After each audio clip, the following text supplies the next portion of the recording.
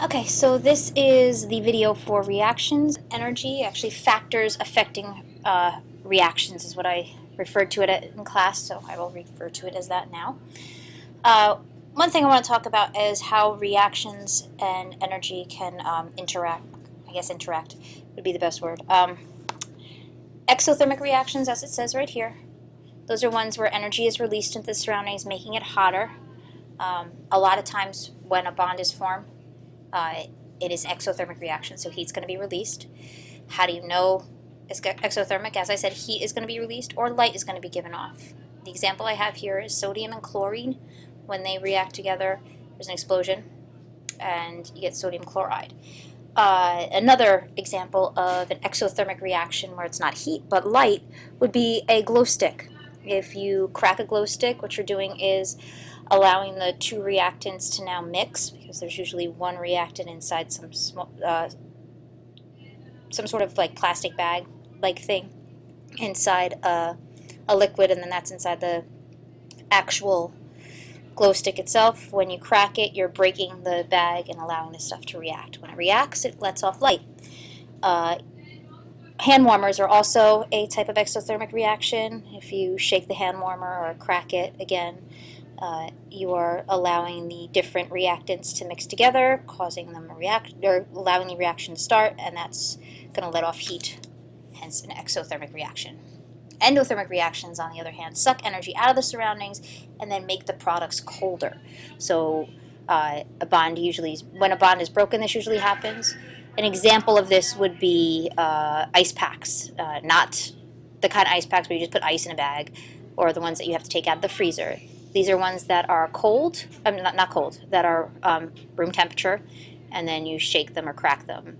You'll see this like outdoor sporting events if you have like a first aid kit. Okay, let's move on. Next page.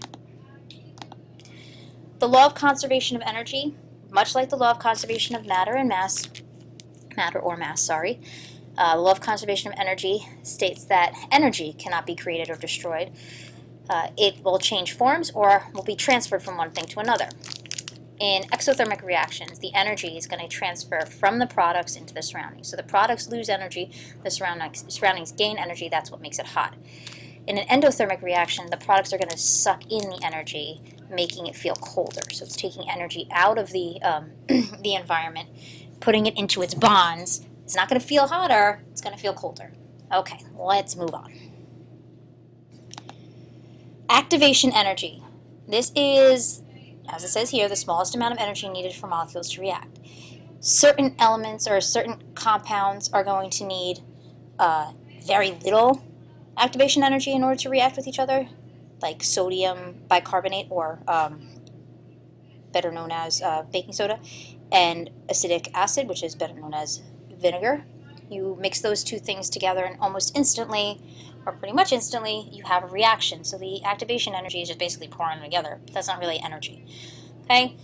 But if you have striking a match by, or as an example like I have here, the match will not react or will not burn until you strike it.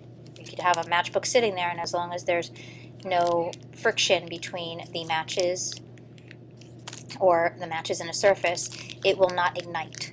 So the activation energy in this case is friction.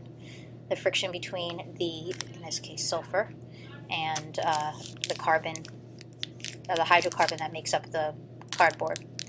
That is going to react with oxygen, and then it'll burn. So different sources of activation energy listed here: friction, electrical sparks, light, or heat. Let's move on to a picture. I'm going to have this on my website so you can download it or have it for yourself, but you do need to know this. So in this case, you have a certain amount of energy, and the reactant's energy is going to increase, so the activation energy has to go up slightly, and then energy is going to be given off before the products are created. So energy is given off, that means it's going to feel hotter. This is an exothermic reaction. So you just need to know what this looks like, that you are giving off energy. When you see that it's giving off energy, meaning that the energy you start with is higher than the energy you end with. That is an exothermic reaction. So energy you start with right here, See that point right there? An energy you end with. Okay, the difference is this one is higher than that one. Since it's higher, energy is given off. This is exothermic. In this case, the energy you start with is lower down here than the energy you end with, or energy the products end with. It means energy had to go into the products. This is an endothermic reaction. Energy was absorbed. This one would be a colder one. Okay, that is important to know. So if you need to rewind and hear it again, go ahead. If you need added explanation, you can ask me. All right, let's move on. Okay, there are factors affecting the rate of reaction. Let me go up. Temperature. This is pretty simple. The higher the temperature, the faster the reactions. This is because molecules are moving faster. So if they're moving faster, they can knock into each other faster and then react. Concentration. So concentration is the amount of substance in a solution. The more highly concentrated something is, the faster it should react. So in this case, if I have something with a bunch of little red dots in it, so this highly concentrated solution versus this low concentration solution, if I mix them with the same solution, this one's just more concentrated, this one's more diluted, if I mix them with the same element, okay, so let's say that this one is silver nitrate, so is this is silver nitrate, and I put the same amount of calcium chloride in. This one will react faster because there's more of a chance of the calcium chloride molecules hitting a silver nitrate molecule. This will react slower because there's less of a chance. Okay, there's some water in there. Okay, surface area. The more exposed surface of a substance, the faster that substance can react. I forgot a comma right there, but there would be a comma right there. You can do this by breaking it into smaller pieces. So surface area only refers to solids. If you have a solid and you increase its surface area by making it a powder, then it'll react faster because there's more area that whatever it's reacting with can attach and interact. Okay? I believe that's everything. I just want to double check. All right, move on. Last slide. These are two things that also affect rates of reaction. So we said temperature, concentration, and surface area. Inhibitors and catalysts also affect. An inhibitor inhibits a reaction or stops it or slows it down. So preservatives in a food would act as inhibitors. A refrigerator is an inhibitor because it's cold. It's basically temperature. It's allowing the temperature to be lower. A catalyst is something that speeds up a reaction. So it's going to make it so that it doesn't need as much activation energy to get started. So they speed up a reaction by decreasing the amount of activation energy. So the reaction's going to happen regardless of the catalyst. It's just in this case, it happens a lot quicker.